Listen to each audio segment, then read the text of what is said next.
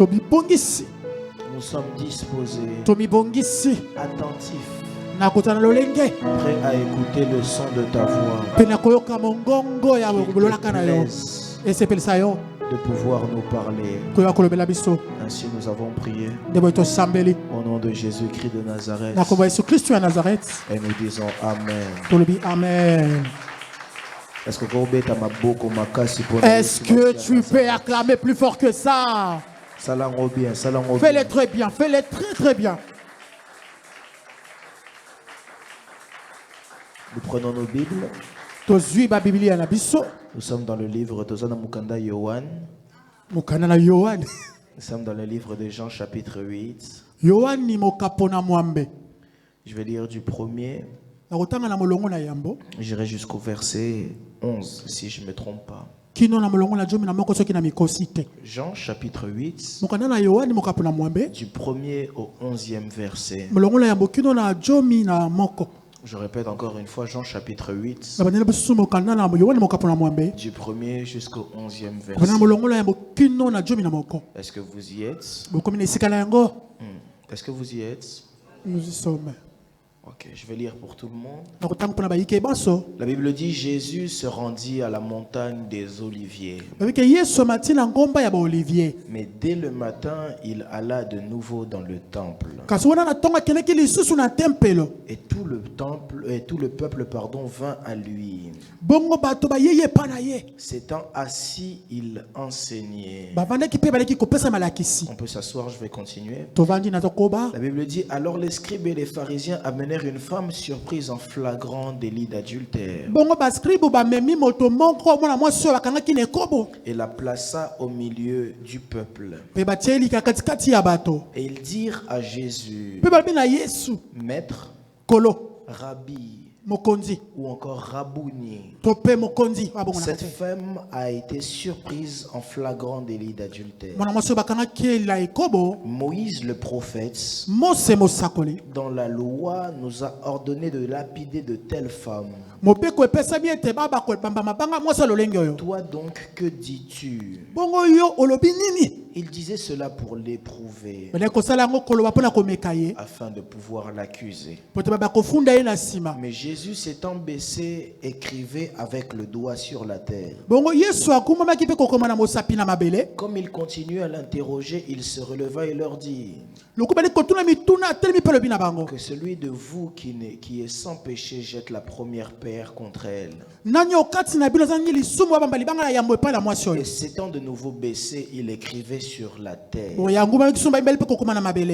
Quand ils entendirent cela, accusés par leur conscience, ils se retirèrent un à un, depuis les plus âgés jusqu'aux derniers. Pour le dire différemment, depuis les plus vieux jusqu'aux plus jeunes.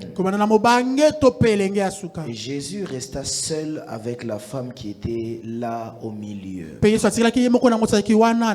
Alors s'étant relevé et ne voyant plus que la femme, Jésus lui dit, femme, où sont ceux qui t'accusaient? Personne ne t'a-t-il donc condamné? Elle répondit, non, Seigneur. Ah non, Seigneur. Et Jésus lui dit, je ne te condamne pas non plus.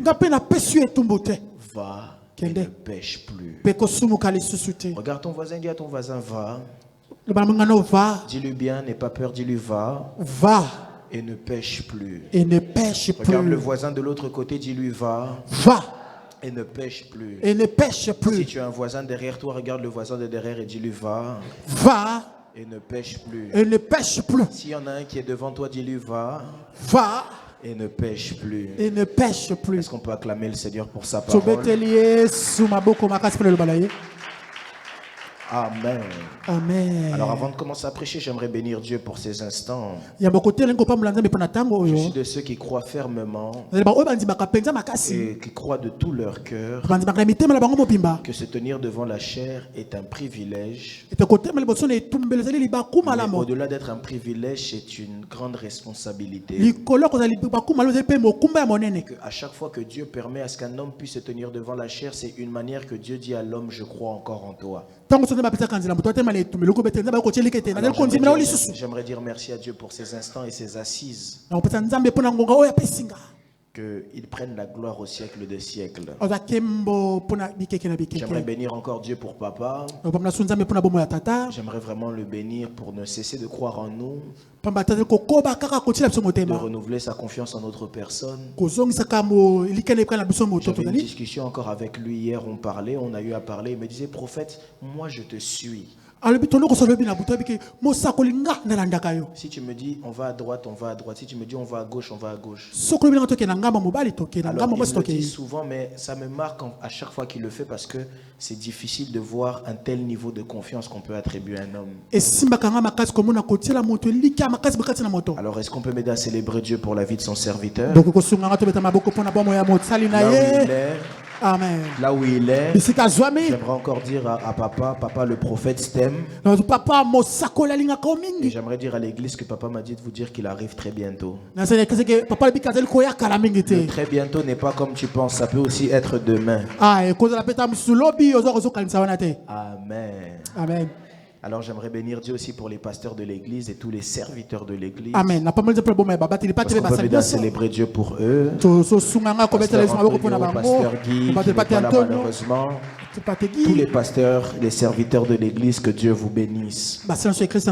Et pour finir, j'aimerais bénir Dieu pour toi qui est encore là une fois de plus, malgré le froid. Est-ce que tu peux acclamer Dieu pour ta vie?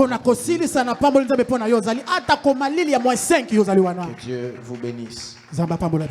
Alors je suis toujours dans mon même message ou dans la continuité des messages que j'ai eus précédemment. Si je peux avoir le piano, Papa Merveille, s'il vous plaît. Je suis toujours dans la continuité des messages que j'ai ces derniers temps. Je suis, et le Seigneur me met fortement à cœur de continuer à parler sur le domaine de la repentance. Mais si je devais donner un thème à mon message de ce soir, c'est « Va et ne pêche plus ». Pour ceux qui notent, j'aimerais que tu puisses noter dans ton cahier « Va et ne pêche plus ». Mais pour bien comprendre cette histoire, il est facile ou encore plus évident pour moi de vous raconter l'histoire de cette femme. Le livre de Jean, c'est Jean chapitre 8, nous parle de l'histoire de cette femme. La Bible dit alors que Christ était très tôt dans le temple, parce que Christ était des gens comme papa et Emma, ils aiment venir à l'église directement, même quand il n'y a pas de raison.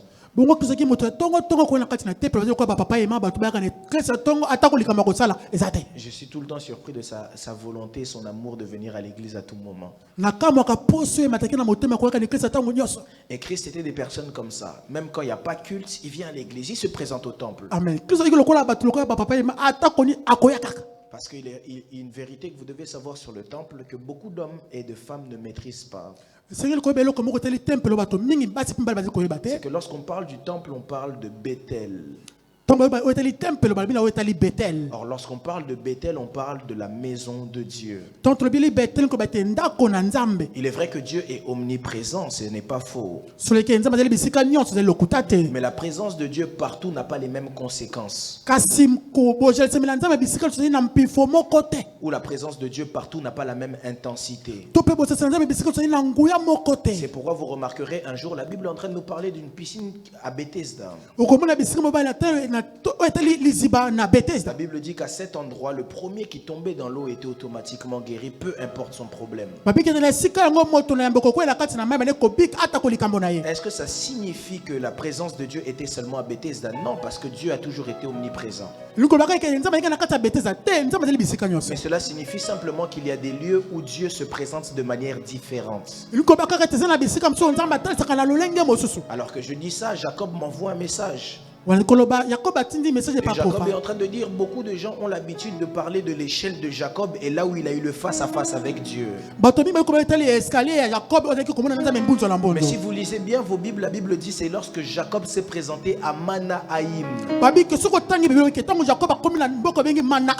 Or, lorsqu'on parle de Manahaïm, Manahaïm signifie le camp de Dieu, là où Dieu campe.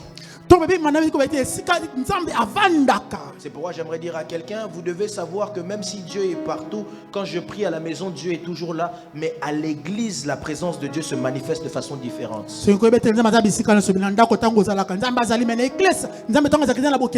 que quelqu'un comprend ce que je suis en train de dire? C'est pourquoi vous allez remarquer, même lorsque Christ voulait prier, Christ ne priait pas toujours partout. Mais Christ montait toujours à la montagne parce que c'était un lieu ou une localisation où c'était son lieu de rendez-vous avec Dieu.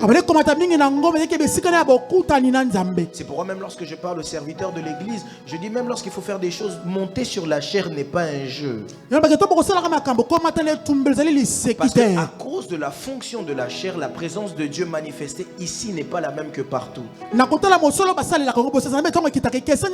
C'est pourquoi je bénis même les gens qui sont très inspirés dans les moments de prière parfois, qui se mettent à genoux au devant d'une chair et qui touchent la chair pour prier. D'un point de vue humain, comme ça on peut voir ça comme si c'était rien, mais d'un point de vue spirituel, c'est ce qu'on appelle les points de contact. Je ne pousse personne à aller à Jérusalem parce que Dieu est partout, mais vous verrez, c'est pourquoi jusqu'aujourd'hui il y a des gens qui vont sur le mur de lamentation. Pourquoi? Parce que à cet endroit-là, Dieu avait fait une alliance avec Salomon. Vous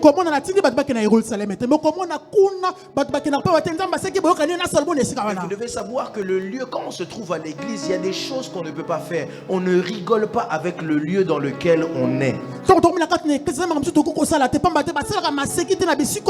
tu vois l'église comme étant seulement une église ou une salle, seulement un simple lieu, tu es totalement dans l'échec.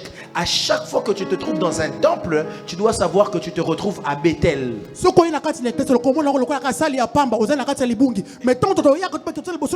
Lorsqu'on vient à Bethel, on ne vient pas à Bethel pour rencontrer le prophète, mais lorsqu'on vient à Bethel, on vient pour rencontrer El Bethel. Bethel, c'est la maison de Dieu. Mais El Bethel, c'est le propriétaire de la maison de Dieu. Et le propriétaire de la maison de Dieu, c'est Dieu lui-même. C'est pourquoi je prie dans le nom de Jésus-Christ de Nazareth. Pour toi qui passes toujours ton temps dans l'église, que ce soit le mercredi tu viens, que ce soit la veillée tu viens, que ce soit le dimanche tu viens, que la bénédiction qui t'est réservée cette année ne puisse pas te rater. Amen. Je rate le amen de quelqu'un. David est en train de dire, je suis dans la joie lorsqu'on me dit aller dans la maison de l'Éternel. La joie de David, ce n'est pas parce qu'il va s'amuser. Mais David est dans la joie parce qu'il sait que dans la maison de l'Éternel, c'est là où il y a les solutions. David est dans la joie parce qu'il sait que dans la maison de l'Éternel, c'est là où il y a la promesse. David est dans la joie parce qu'il sait que dans la maison de l'Éternel, il y a la bénédiction. David est dans la joie parce qu'il sait que dans la maison de l'Éternel, il y a la présence de Dieu. C'est dans la maison de l'Éternel que se trouve la solution. La préfecture te donne les papiers. L'hôpital te donne la guérison. La pharmacie te donne les médicaments.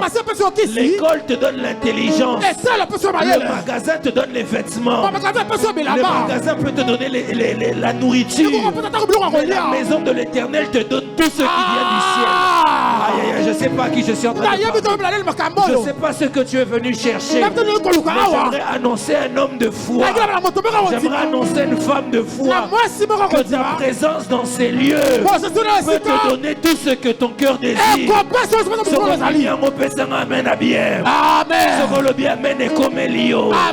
Si les médecins ne peuvent pas donner la grossesse, la maison de l'Éternel peut donner la grossesse. Si les médecins ne peuvent pas te donner la santé, la maison de l'Éternel peut donner la santé. Si le travail peut te donner un salaire, le salaire n'est pas la bénédiction. Parce que ma Bible me dit, la bénédiction de l'Éternel qui enrichit et qui ne se fait suivre d'aucun chagrin.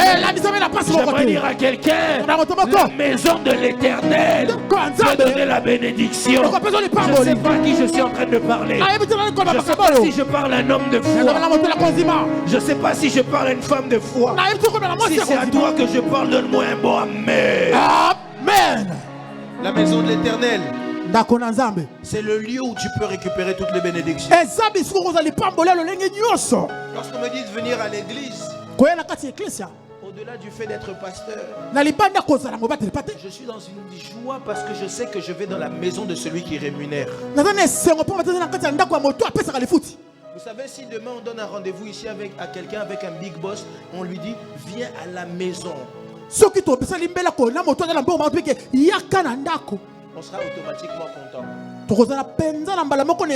Vous savez pourquoi, pasteur? Si jamais un patron te donne rendez-vous dans son bureau, dans son bureau, c'est son office. C'est-à-dire, vous allez travailler seulement, vous allez parler seulement de travail. Il est possible que ce soit aussi une sanction. Mais quand un homme t'invite dans sa maison, vous allez parler peut-être de travail, mais pas seulement de travail. Il te donne automatiquement une intimité avec lui. Et à chaque fois que Dieu t'invite dans sa maison, il te fait comprendre automatiquement qu'il ne veut pas te parler comme un serviteur, mais qu'il veut te parler comme un ami. Non seulement comme un ami, mais veut te parler comme un enfant. À chaque fois que tu viens dans la maison de Dieu, sache que tu es dans la maison du Père. C'est pourquoi nous avons besoin de dire, et nous disons c'est mon église, c'est ton église. À chaque fois que nous sommes ici, nous sommes dans la maison de papa. C'est pourquoi j'aimerais que tu puisses dire à ton voisin bienvenue dans la maison de papa. Bienvenue dans la maison de papa. Dis bien à ton voisin bienvenue dans la maison de papa. Bienvenue dans la maison de papa. Vous savez, quand vous êtes dans la maison de papa, vous êtes très à l'aise. Vous avez besoin de faire ce que vous voulez parce que vous savez que papa est là. Papa, c'est l'image de la sécurité. C'est pourquoi j'aimerais même dire aux sorciers, vous savez que même dans les églises, les sorciers viennent. Les sorciers qui viennent à l'église, faites très attention parce que vous ne pouvez rien faire à l'église. Quelqu'un n'a pas dit amen, quelqu'un n'a pas compris. Amen. Il sera difficile pour toi de pouvoir aller chez le sorcier. Vous savez pourquoi? C'est chez lui, il peut vous faire tout ce qu'il veut. Mais si tu viens maintenant dans la maison de Dieu, c'est chez Dieu, il peut te faire tout ce qu'il veut. Je parle ici à quelqu'un. Amen. Que j'avance dans mon message. J'élève ma main droite encore. Je prophétise et déclare que ta présence en ces lieux puisse emmener même une guérison dans ta famille. Amen. Je disais que ta présence en ces lieux puisse changer l'histoire de ta vie. Que ta présence en ces lieux puisse tout changer. Je reçois encore un message. Il y avait cet homme qui était paralytique. La Bible dit qu'il était paralytique, il était toujours devant le temple. Le jour Pierre et Jean viennent devant lui, pasteur. Arrive devant lui et qu'il est guéri. La première des choses qu'il fait, c'est qu'il rentre dans le temple. Oh, tu es guéri, va ailleurs. Mais la première des choses qu'il fait, c'est quoi? C'est qu'il rentre dans le temple.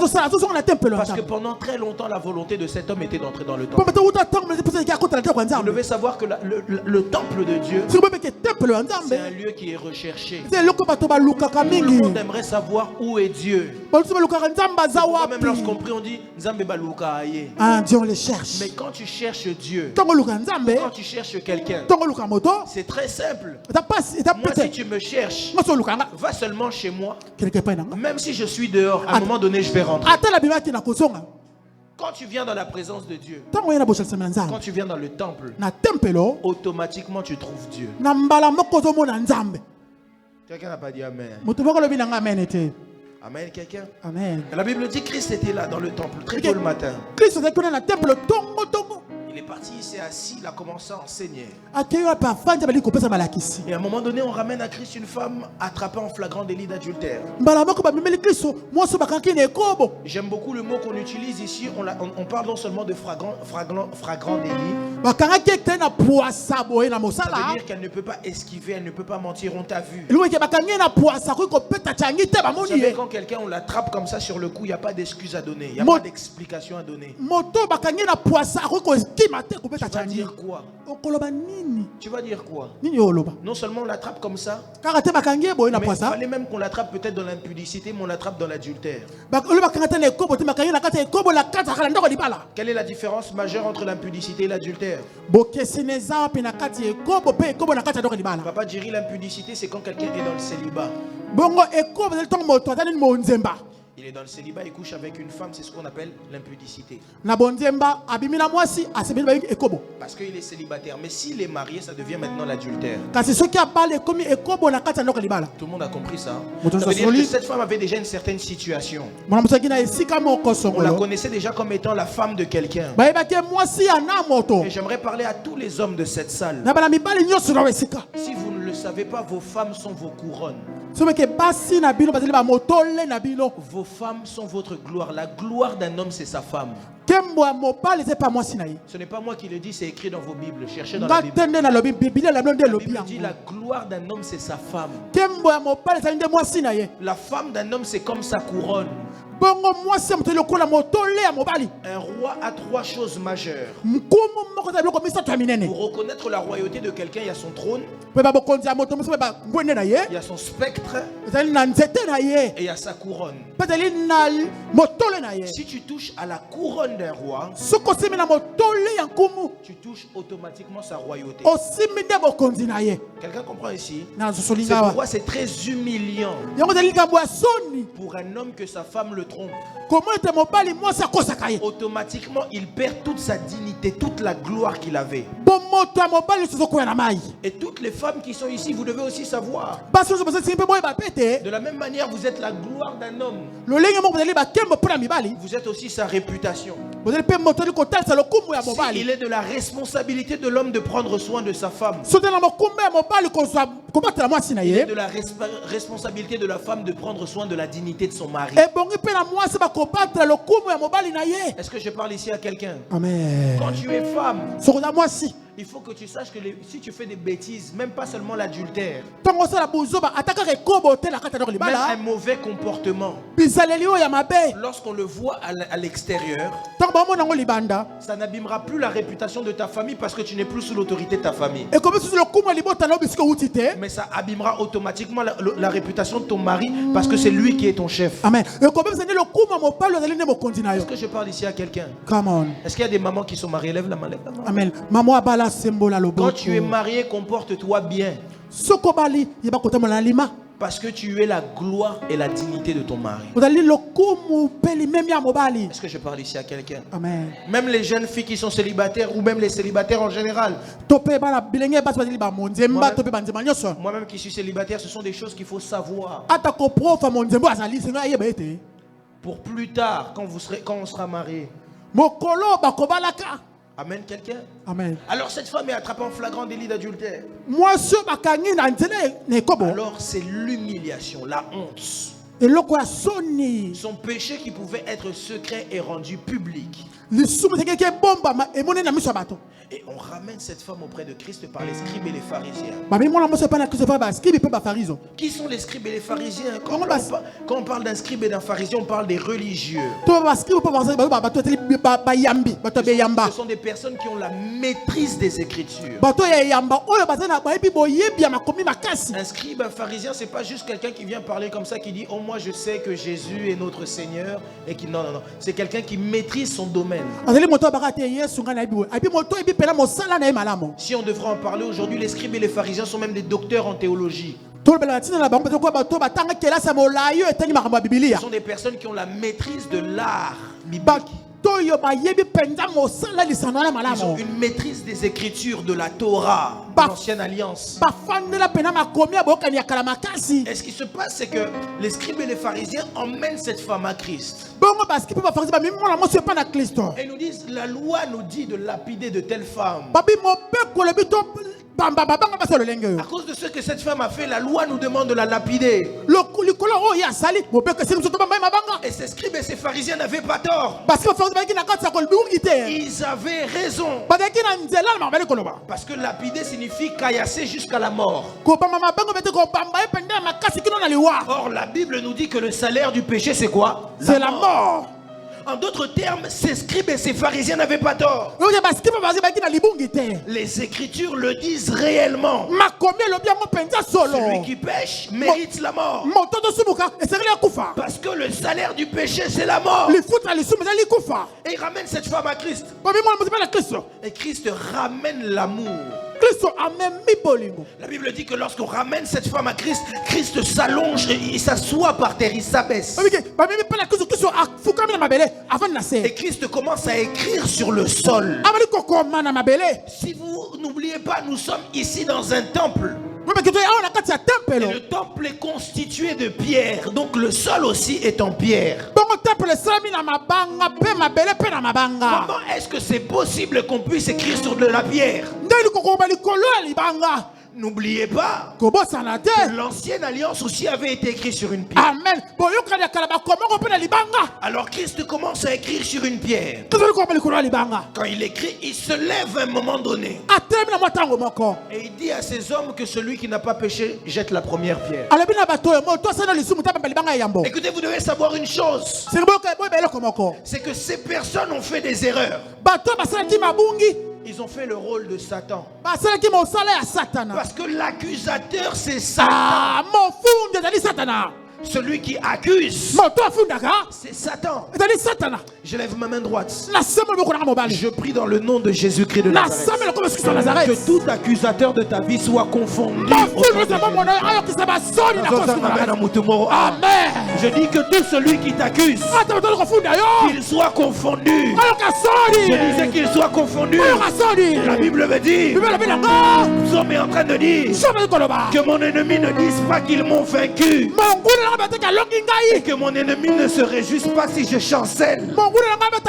Je dis à quelqu'un, aucun de tes ennemis ne verra ta chute. Je sais pas qui je suis en train de parler. Amen. Il s'attendait à ce que tu sois jugé à la mort. Mais la mort ne te touchera pas. Amen. Il s'attendait à ce que Christ puisse faire de toi un séparé de sa gloire. Mais Christ te gardera dans sa gloire. Si c'est toi, donne-moi un mot amen. Amen. Je disais, donne-moi un mot amen. Amen. Ce repessing amen a bien comme Eliot. Amen. Christ ne te condamnera pas. La Bible dit ceci. Il dit que celui qui dit n'a pas péché jette la première pierre. Alors à ce moment-là, ils commencent à se séparer les uns après les autres. Quelle était l'erreur de ces hommes? Papa Jerry, si la loi demande à ce qu'on puisse me lapider, lapidez-moi selon la loi. Mais ne m'emmenez pas dans la présence de Christ. Parce que la présence de Christ a fait que la loi n'ait plus aucun impact sur ma vie. Parce qu'il dit, celui qui dit ne pas avoir péché puisse le lapider en premier. Et il dit, ne t'ont-ils pas condamné? La dame dit, non, ils ne m'ont pas condamné. Et Christ dit, je ne te condamne pas non plus. Mais Christ, tu es contraire à la loi. Parce que la loi condamne. Mais Christ ne condamne pas. À cause de son amour, Christ emmène une nouvelle alliance. La nouvelle alliance, c'est l'alliance de la grâce. Est-ce que je parle ici à quelqu'un? Je prie dans le nom de Jésus-Christ de Nazareth que la grâce puisse te localiser. Amen. Écoutez, il dit, je ne te condamne pas non plus. Je ne sais pas qu'est-ce que Christ a écrit sur la tablette. Je sais que si la première loi avait été écrite sur une tablette, la nouvelle loi de Christ aussi a été écrite sur une tablette. Parce que ceux qui ont fait la juridiction vous l'expliqueront. On ne peut simplement opposer une loi à une autre loi. s'il y a une condamnation qui est levée sur quelqu'un, il faut que tu puisses donner une autre loi pour pouvoir contredire la loi. C'est comme ça, quand tu présentes une écriture, il faut présenter aussi une autre écriture. C'est pourquoi lorsque Satan était face à Christ dans le désert, il dit, la Bible dit ceci. Et Christ répond, la Bible dit aussi.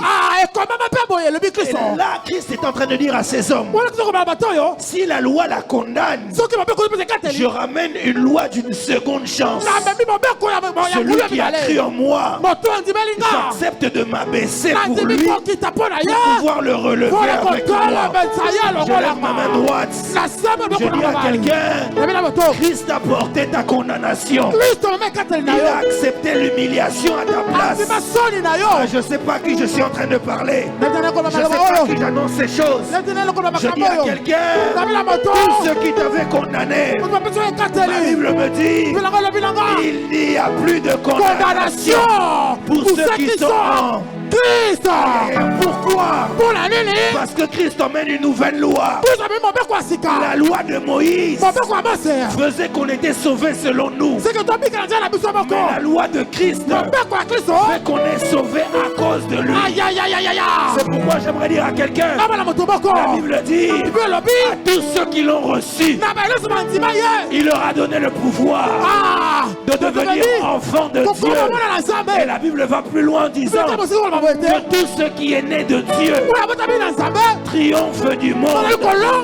J'aimerais dire à quelqu'un, Dieu te donne la victoire sur le péché.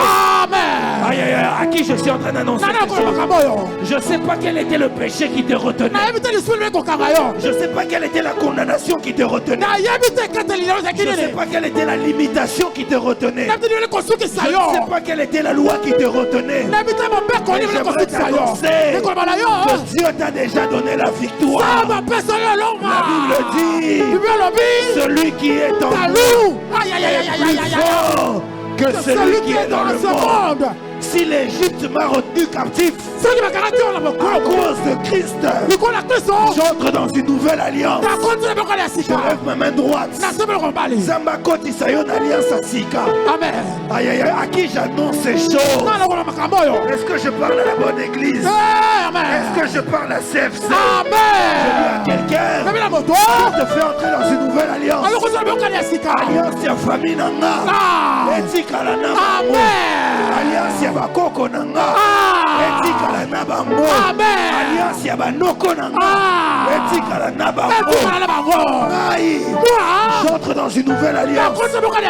J'entre dans une alliance nouvelle. Une alliance d'amour. Une alliance de grâce. Une alliance de relèvement. Une alliance de réconciliation. Je ne sais pas si je parle à qui. Je l'annonce à quelqu'un. Je te fais rentrer dans cette année 2025. Une nouvelle loi. Une nouvelle alliance. Si c'est toi, tu me donnes un bon amen. Une nouvelle alliance. Alliance bakoko nanga etikala na papa. Même si la honte était ma portion à cause de ce que j'ai fait, la Bible est en train de dire, ne pensez plus aux choses anciennes. Toute chose est devenue nouvelle. Écoutez, quand quelqu'un vous parle trop de votre passé, j'aime ce que je veux dire ici. Quand quelqu'un vous parle trop de votre passé, il ne peut pas avoir d'influence sur votre futur. Et cela signifie aussi que votre présent le dérange. Ces gens qui te disent Yokala, Ozalaki Moïbi, Ozalaki Kala, je suis une nouvelle créature. Je suis une nouvelle créature. Si avant je le faisais, maintenant j'ai changé.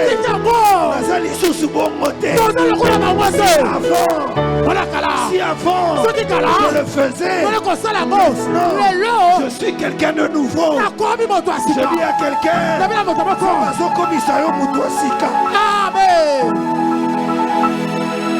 je suis une nouvelle créature. Quelle est cette chose qui me condamne? Je suis une nouvelle créature. Regarde ton voisin, dis-lui naza motoasika. Obetelanga masolo akala lisusu te. Oh oyibaki. Tokangaki yo. Oh tu étais pécheur. Ça c'est l'ancien moi. Lelo. Yasika. Une nouvelle créature. La Bible dit ne parlez plus des événements passés. Ne parlez plus des événements passés. Je suis une nouvelle créature. Ça c'était avant. Nzamba changeanga. Dieu m'a changé. Dieu m'a changé. Dieu m'a changé. Vous m'aviez attrapé hier en flagrant délit d'adultère. Mais si koyo. Ça c'est nakutani na Yesu. Nakomi motoasika papa. Kambo kaleti kali. Tikali la sima. Siko totala. 2025 mabiso. Tu es quelqu'un de nouveau. J'aimerais dire à quelqu'un que le péché ancien ne te retienne pas captif dans ton présent. L'un des grands problèmes des chrétiens, c'est que jusqu'aujourd'hui ils commencent à demander pardon pour des péchés qu'ils ont fait il y a 10 ans. Écoutez, la Bible dit Dieu n'a plus de colère contre l'homme. Quelle est cette chose que Dieu ne peut pas te pardonner? La Bible dit qu'il est juste et fidèle pour pardonner celui qui demande pardon. Écoutez, je ne sais pas qu'est-ce que tu as fait. Mais même si tu étais meurtrier, tu peux devenir le apôtre Paul de notre génération. Apôtre Paul a tué des chrétiens. Il a persécuté l'église. Mais quand Christ l'a rencontré sur le chemin de Damas, il est devenu quelqu'un de différent. Aujourd'hui, personne ne peut prêcher l'évangile sans citer un épître d'apôtre Paul. Apôtre Paul a écrit un tiers de la Bible. Il n'y a personne qui a écrit comme lui dans la Bible. Apôtre Paul, l'apôtre de la grâce. Lorsqu'on parle de l'amour dans l'église, c'est Paul qui en parle. Lorsqu'on parle des dons spirituels, c'est Paul qui en parle. Lorsqu'on parle de la nouvelle naissance, c'est Paul qui en parle. Lorsqu'on parle de vivre selon l'esprit, c'est Paul qui en parle. Cela signifie que Dieu peut prendre quelqu'un et le changer en une nouvelle personne. Je lève ma main droite. Je prophétise et déclare que Dieu commence quelque chose de nouveau avec toi. Amen. Que Dieu commence quelque chose de nouveau avec toi. Si tu le crois, tu me donnes un mot. Amen. Amen. Oh mon Dieu. Et Christ dit, ne t'ont-ils pas condamné? C'est ici que je suis en train de finir parce que j'ai déjà dépassé mon temps. Dis-moi avance prophète et puis je suis en train d'avancer. Dis-moi bien avance prophète et je suis en train d'avancer. Avance prophète. Et c'est ici que la Bible dit. Christ parle à cette femme, il dit moi je ne te condamne pas non plus. Maintenant va et ne pêche plus. Va et ne pêche plus. La question que je me pose, quelle est cette phrase que Christ dit à cette dame? Christ aurait dû lui dire va et fais en sorte de ne plus pécher. Va mais essaye de ne plus pécher. Écoutez, vous devez savoir une chose. Christ est celui qui intercède pour nous. Mais une fois qu'il a fini d'intercéder pour nous, À chaque fois que Christ se comporte en défenseur, juste après, il se comporte en dictateur. Après l'avoir défendu devant les hommes, après l'avoir défendu devant les scribes, comme un ami fidèle, il va venir, il va dire, devant les hommes, je t'humilierai jamais. Devant les hommes, je prendrai toujours ton côté. Devant les hommes, je vais toujours te protéger. C'est ça l'ami fidèle. Devant les hommes, je vais toujours t'élever quand les gens t'abaissent. Devant les hommes, même quand tu as mal fait, je vais te défendre. Quand je resterai seul avec toi, je te ferai comprendre que ce que tu avais fait n'était pas bon. Maintenant, Christ donne l'ordre, va. Ne pêche plus. En d'autres termes, ce n'est pas parce que je t'ai fait grâce que tu dois t'habituer avec la grâce. On ne s'habitue pas avec la grâce. La Bible va plus loin. La Bible dit que la grâce est trompeuse. On ne s'habitue. Non, elle est trompeuse. Arrête. La grâce est trompeuse. On ne s'habitue pas avec la grâce. Ce n'est pas parce que nous sommes dans les temps de la grâce que je dois pécher aujourd'hui, pécher demain, pécher. Parce qu'on dit, oh non, la miséricorde de Dieu dira toujours. Parce que si Dieu est là en colère, la colère arrivera un jour. La Bible dit que lorsqu'il descendra dans la nuée, il descendra en juge, pas sur son trône de grâce. Sur le trône de grâce, il dit, donnons-lui une autre chance. N'oubliez pas cette parabole. La Bible dit qu'il y avait un figuier qui ne portait pas de fruits.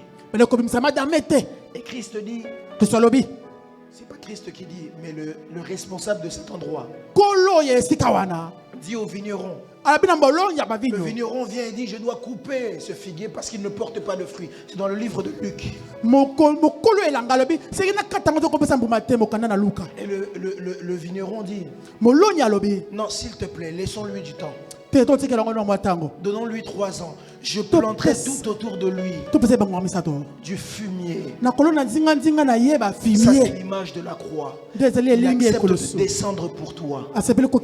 Et il dit, si après ça, il ne porte plus de fruits, coupe-le. Cela signifie que lorsque la croix vient, la croix, c'est le moyen qui te donne la facilité de porter du fruit. Parce que toute personne qui a fait de l'agriculture vous dira que quand on place du fumier, le fumier facilite la croissance. Cela te facilite le fait de bien travailler. La croix te facilite la sanctification. La croix te facilite la vie d'abandon du péché. La croix te facilite la consécration. Mais si après ça, tu demeures dans ça, Dieu dit, si il continue à ne pas porter du fruit, on ne se moque pas de Dieu. Le jugement existe. Est-ce que quelqu'un comprend ce que je suis en train de dire ici? Amen. Sa voisin là-haut, le jugement existe. Le jugement existe. Tiens-toi debout, on va prier. On peut acclamer pour le Seigneur. Acclame pour le Seigneur.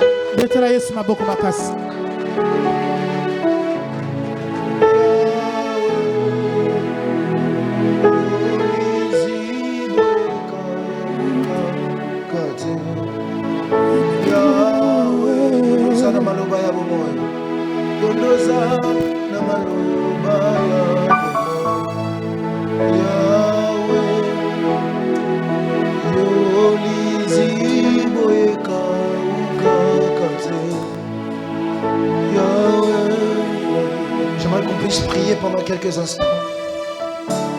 Pendant seulement 2 à 3 minutes, j'aimerais que tu puisses prier. Tu vas dire à Dieu, Seigneur, alors que j'ai entendu ta parole, Alors que j'ai entendu ta parole, aide-moi à devenir une nouvelle créature. Aide-moi à devenir une nouvelle créature. Aide-moi à changer mes mauvais comportements. Aide-moi à devenir une meilleure version de moi-même. Aide-moi à devenir meilleur qui est. Élève ta voix, commence à prier.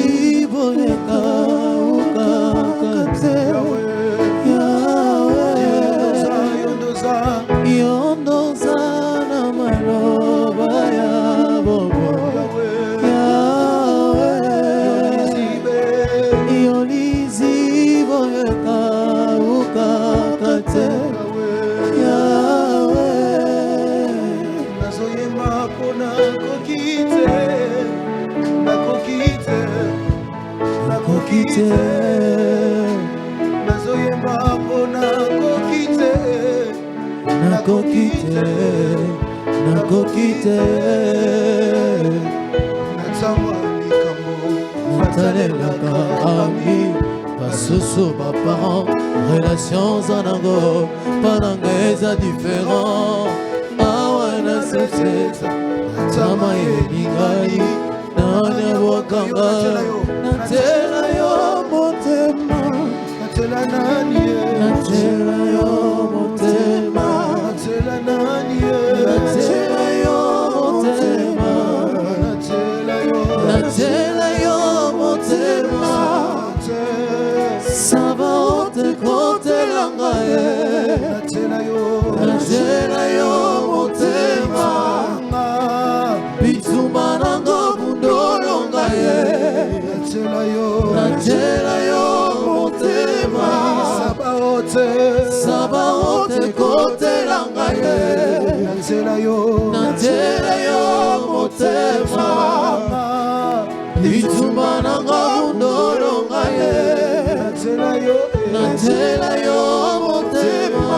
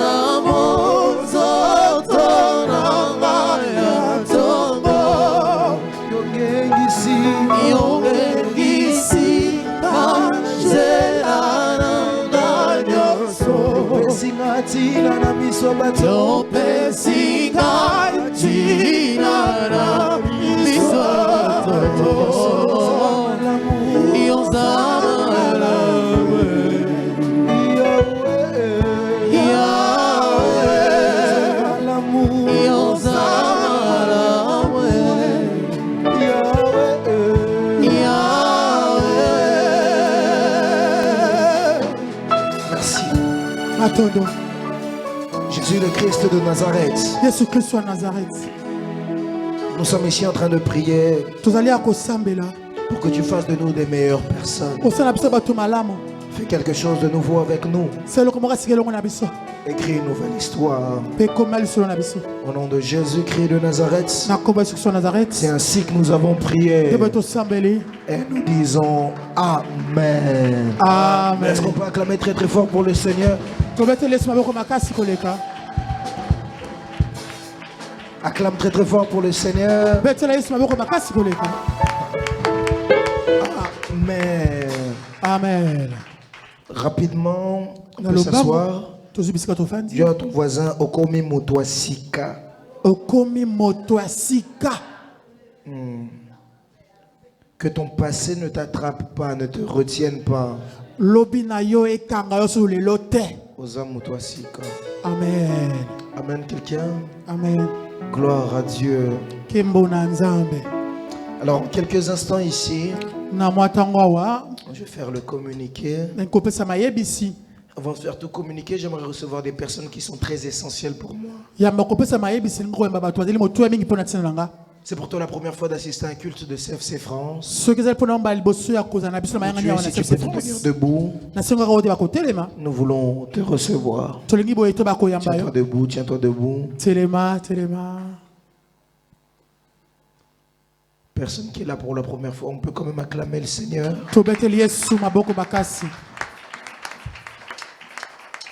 Amen. Amen. Alors,